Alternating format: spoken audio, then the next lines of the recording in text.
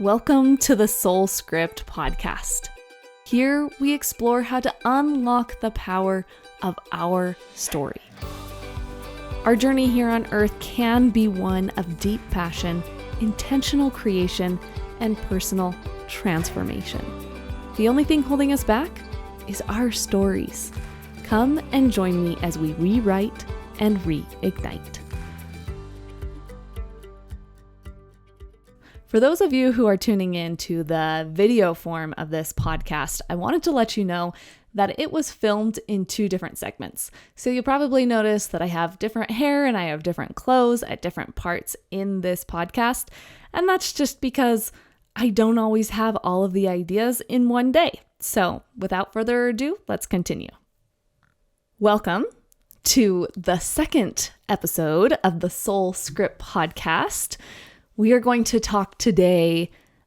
continue today to talk about my own personal hero's journey and kind of what happened after I left the retreat.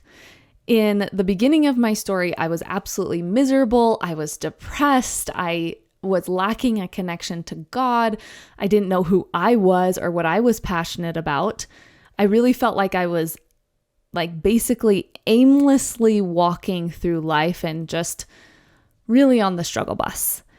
And I want to just back this up for a second here and address me talking about God, because I realize that I talk about God a lot, especially in these first two episodes.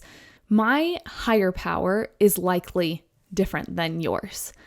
And I really want to encourage you to, one, remember that this is my story and my journey, and I really wanted to share it authentically, but I do not want to limit the ability to apply these principles to your life, because I really feel like these principles are universal. There's something that you can apply no matter your walk of life or your belief system. So just remember that. And then two, I really want you to pay attention to how you feel when I talk about really anything, and maybe that is God. Does it trigger you? Does it make you feel icky? Are you angry? Are you full of hate, resentment, sadness? Whatever it is, those feelings are a really good just indicator that there's something there that could really use healing. So listen to the words that I say. Pay attention to how you feel and jot them down. When she said this, I felt this way. You don't have to do anything with it. You don't have to analyze it yet, but just write it down and take note of it so that you are aware of those little buttons that get pushed. So let's go back to my story now that we've kind of prefaced this with an encouragement to dive in despite my language of a higher power.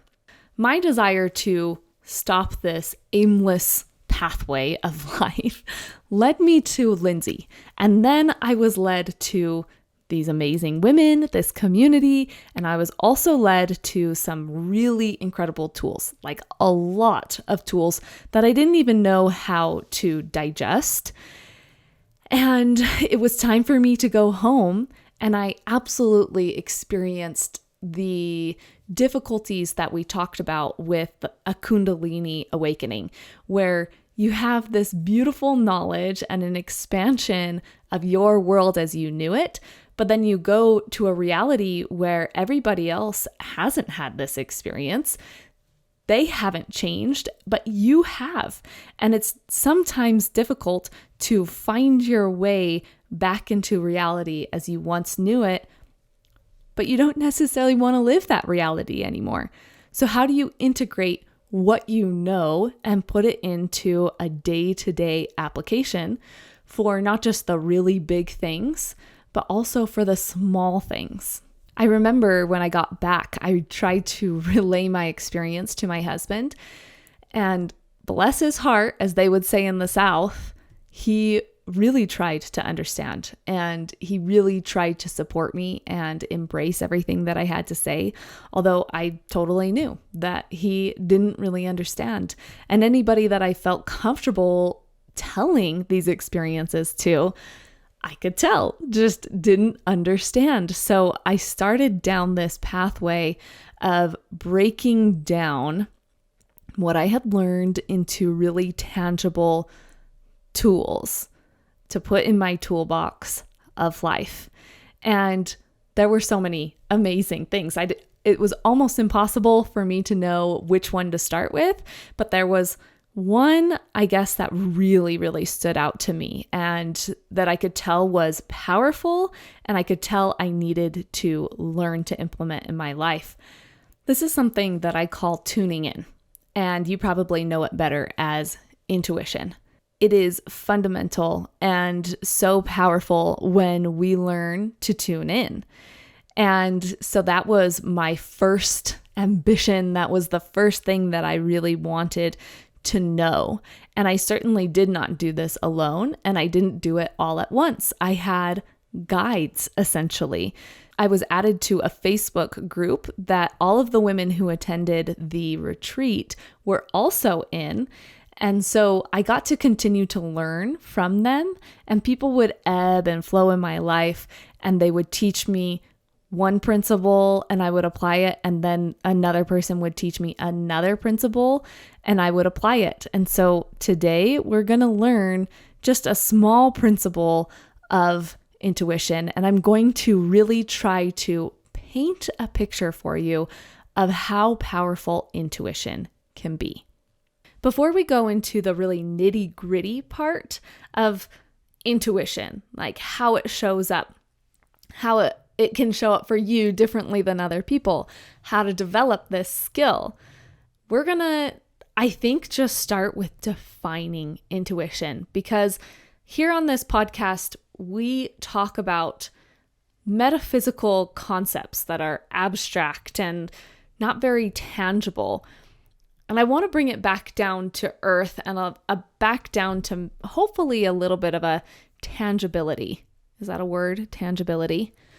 So that we can understand it on the same level. So I'm going to try to do my best at doing that by defining what intuition is, what it is for me, and how it shows up in the world, and in different cultures and in different belief systems. So let's see. The Oxford definition of intuition is the ability to understand something immediately without the need for conscious reasoning. And if I'm being honest, this is a really excellent definition as far as I know intuition. It's knowledge available to you at any time for any reason that doesn't necessarily have any context to it, any maybe even sometimes logic to it, but you just know it. It sounds really mystic, right? But this shows up in like basically every culture, every belief system out there in some way or another. Everybody kind of believes in this collective consciousness, although we all say it in different languages, and I think that we believe that it comes from different sources per se. Like, does it come from God? Does it come from the universe? Is it a collective consciousness? Is it just our muscles and our heart rate giving us clues about our environment? I believe that we all kind of have a commonality in intuition, but we just say it in different ways. The Vedic believe in intuition, essentially, and they describe it as a powerful and profound faculty emerging directly from the light of cosmic consciousness, which illuminates one's mind, senses, and intellect. It can grant deeper insight into any phenomenon or event. The Buddhists refer to it as a state of wisdom which is higher than the knowledge obtained by reasoning. And even in Islamic tradition, it's insight, finding out about things that are unseen. So you can see that this expands beyond just one culture, one belief system, one modality. Intuition is everywhere. It is something that is fundamental and can, once again, be life-changing. When we talk about intuition in terms like this, it can seem really mystical or very religious or even obscure. But in my experience, it's actually really simple. It's somewhat misunderstood or overanalyzed, and it is available to everyone at any time. No matter your belief system, no matter your perceived worth, this is something that everybody gets to benefit from. Intuition is something that I think we're all born with, or at least our ability to access intuition is something that we are all born with. But I'm guessing, and this is just a big guess on my part, that we're actually taught to not listen to it because we're taught that things need to be proven factually, and if it's not, then it doesn't exist. So it's something that you kind of almost have to uncover once again. Rather than it's something that you find, I think it's something that you already have. It can take practice to identify it, and it just kind of takes experimentation to how it works specifically for you. I promise you, we're going to get into the nitty-gritties of intuition. But first, I'm going to share with you a very personal story about when intuition showed up big time in my life. And it starts when I was really young. I would go to my grandma's house every single week, and I would clean her house.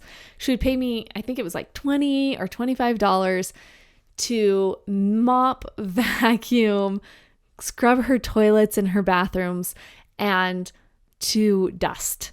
And looking back, I think I was quite severely underpaid for this, especially considering the amount of knickknacks that she had that I had to like pick up one by one and dust under and dust them all. And I would do it every single week.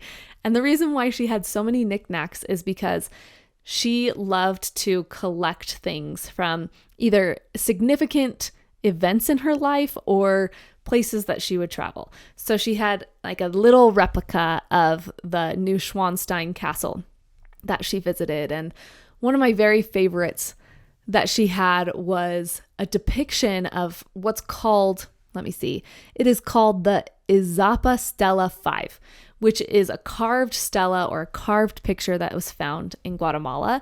And she also had a Mayan calendar that the Mayans would use, and then something called weights and measures that was also used in Mayan culture. And the reason why I particularly liked these ones is because I was old enough to really remember when she went, and she came back and she told me all about her adventures there in Guatemala. And she told me about climbing to the very tip top of these enormous Mayan temples and of rafting or floating down a river that twisted its way underground through a cave system. And I remember thinking, how on earth did my grandma do that? Because of course, when I'm young, my grandma felt ancient. She felt like she was just falling apart. And I was so amazed that she went and did those things. And I remember thinking, I would really like to go to Guatemala too. And I put it top on my list. Of course, I'm somebody who travel is everything. I just want to go see the world. I want to see all the cultures. I want to see all the things and experience all the things. And so travel is huge for me. And I decided to put Guatemala very, very top of my list. Well, talk about manifesting, because in high school, I actually had a teacher who was taking a group of students to Guatemala on a tour. And so, of course, top of the bucket list, I have got to go. I went and asked my parents, not thinking I was going to go, but they were actually really supportive of it. And so I went to Guatemala. Guess what I did there? I hiked to the top of Mayan ruins and I tubed down a river that twisted its way underground through a cave system. And I did more than that. I danced in the heaviest rain I've ever seen. And I made friends and I learned about new cultures and connected to my grandma in that way. Because when I was there, I was even more amazed that she was adventurous enough to go up and climb those Mayan ruins. I don't know if you've ever climbed a Mayan ruin before, but it's not a cakewalk. Those steps are huge and it's basically straight up. And I was amazed at my grandma. But, thinking back to my grandma, it's not like she couldn't do amazingly hard things. She was not faint of heart at all. She was a lieutenant colonel in the army and she was a life flight nurse. So she clearly wasn't faint of heart, and I guess I really shouldn't have been that surprised. I continued to go up and clean my grandma's house, just week by week, doing the same things, only I started to mow the lawn and I started to weed, and I don't know, hopefully I got a pay raise in there at some point. But I would drive myself up there through high school, and then eventually after high school, shortly after I graduated high school, I got married and I had kids shortly after that, and we moved all around and ended up in quite far away from my grandma. And so it became really difficult to go and see her, and I passed off my cleaning duties to somebody else who was closer to make sure that she was still taken care of. But I didn't see her. And the times that I did see her grew farther and farther apart until eventually it had been honestly years since I had seen her. And looking back on this, it does break my heart. And you think, you realize the importance of spending time with people that you love, I think, really after they've gone. Which is unfortunate. It's the worst time to have that realization. It had been a long time since I'd seen her. And just one day I had this thought come into my mind, just about her, just remembering her, and a little tinge of guilt. Like, I really should go see her sometime. And then I brushed it off, and that was all I thought about it. And then a couple days later, after that, she came into my mind again. And I thought, I should really go see her. When do I have the time? She's so far away, but I really should do it. But once again, of course, I just brushed it off. And I'm sure you can guess what happened from there. This thought kept coming back time and time again. And there was one morning when I had gone to the gym, and on my way home from the gym, my whole body basically burned as a thought of my grandma came into my mind, and an urgency to go see her just kind of overcame me. And I was like, okay, let's do this. So I picked up the phone right there and then, and I called my grandma. I remembered her phone number and I gave her a call, and I still remember the sound of her voice. I said, "Hey, Grandma, it's Laura." She's like, "Laura? It sure has been a long time since I've seen you or talked to you." And I'm like, "Yes, Grandma," because she's like all grandmas, like really good at guilting you into not seeing them enough. And I said, "But actually, I would really like to come see you soon. Is there a time that me and the girls could drive up to see you?" And it was right then and there that I found out that my grandma was actually being moved to a nursing facility that day, that afternoon, and because her health had deteriorated so much that my grandpa could no longer sustain help for her. And it was becoming hard or difficult for family members to step in. And so I guess we had decided that it was the best call was to take her to a nursing home so that she could get the support that she needed for her health. And I was like, oh my gosh, I have to go see her before she moves to a nursing home. And so I ran home, I packed up whatever I could. I didn't even shower. I got the kids in the car and we left and drove an hour and a half to my grandma's house. And I pulled up and saw this house that I hadn't seen in years, but it felt so familiar and so just homey to me, just had this feeling of comfort. And as I walked up to the steps, I had just this moment of pause. Before I turned the door handle to go in, I had this thought that was, this is the last time you're going to see your grandmother alive. And the thought took me by surprise. I knew that she was getting older and I knew that her health was going downhill, but I never thought that she was so close to death that I would be saying goodbye to her at that point. As I walked into the house, I looked around and nothing had changed. Everything was exactly the same as the hundreds of times that I had cleaned her house for her. The knickknacks were all there and there weren't a bunch of new ones because obviously her travels had slowed down by that point. And we walked down the hallway and walked into her bedroom where I've never seen her in my entire life because she's always just so active. She's one of those people that never sits down, but she was there on her bed, still incredibly alert, still just as talkative as always. She was wearing this white nightgown and her skin was just white.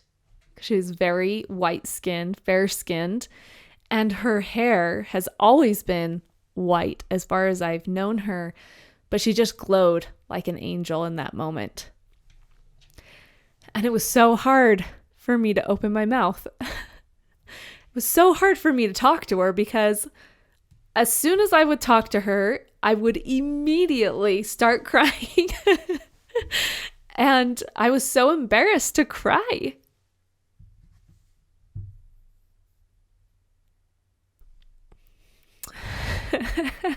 And even now,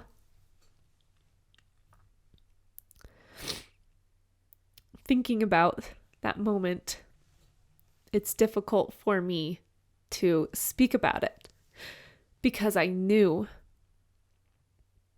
that it was going to be the last time that I talked to my grandma. So I picked up the kids and I put them on the bed. They were all really quite small at that time. And they cuddled with grandma and they had made pictures for her and we talked to her and listened to her stories. And I brought my camera with me. One of those last minute thoughts like, ooh, maybe I should grab the camera before we go. And I took pictures of her and the girls. And I took pictures of the house, of all the little knickknacks. Because I didn't want to forget.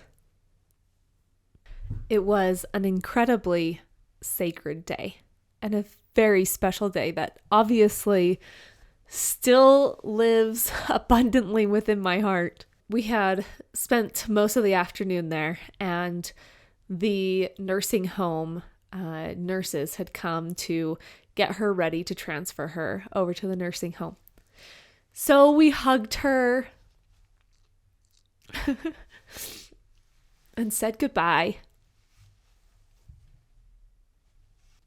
I did not expect to cry this much. I apologize. Actually, I'm not going to apologize for crying. Never apologize for crying. It is such a beautiful, beautiful thing that our body does. Whether it's for sadness or for happiness, let those tears come. I said my goodbye to my grandma, and we were walking out the door, and just as I was looking around to take one last look at it, I heard my grandma from down the hallway, "Laura, there are some things that have your name on it that I put your name on. Take a look around and find your name on these things." So I went over to, the new Schwanstein castle, turned it over. Nope, not my name. Went over to some other little knickknacks, turned it over. Nope, not my name. And then I went over to that Guatemalan Mayan carving, and I turned it over, and sure enough, Lara was written on the bottom of it. And I went over to the Mayan calendar, and sure enough, there was my name. And I went over to the weights and measures and turned them over, and once again, there was my name. So I gathered up my special knickknacks that my grandma had decided she wanted to pass on to me. And it was almost like she knew as well that this was the last time we were going to see each other. I walked out the door, put the kids in the car, and took one last look at my grandma's house with her still in it. And sure enough, a few weeks later, she passed away. This is the story that I wanted to share with you that sticks out most abundantly in my mind as a time that I was so incredibly grateful for the gentle whisperings of intuition, of God, of the universe, of our collective wisdom, whatever it is that you want to call it. I was so grateful and still am so grateful for that intuition in my life, because I was able to go and share those precious moments with my grandma. I think had I had not been able to say goodbye, that would have been really hard on me and my conscious, and it was so beautiful and so sacred.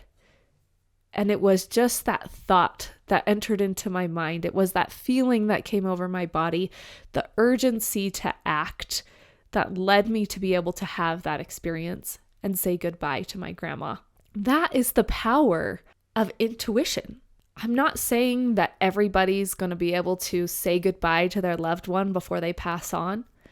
I think that there's a certain amount of purpose or reason behind stuff.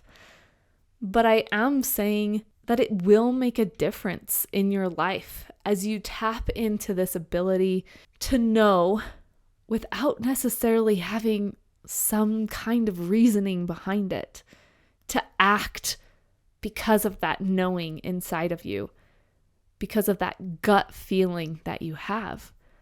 That is what intuition's power is. And we can cultivate that within ourselves. And that's what we're going to do. We're going to learn to use intuition powerfully. Now, unfortunately, I don't think we have enough time in this episode to be able to go into the nitty-gritties, but the entire next episode is 100% dedicated to action steps that you can take to embrace intuition and to learn how to use it in your life. So if you want to know the nitty-gritties, you are going to have to tune in next week to our next episode of Nitty-Gritty Intuition. Thank you so much for letting me share my heart with you today. Thank you for letting me process with you, for letting me acknowledge my fears and move past them so that I could share these stories with you that I hope will have an impact on your life. I'll see you next time on the Soul Script podcast. Thank you so much for joining me on this transformative journey today.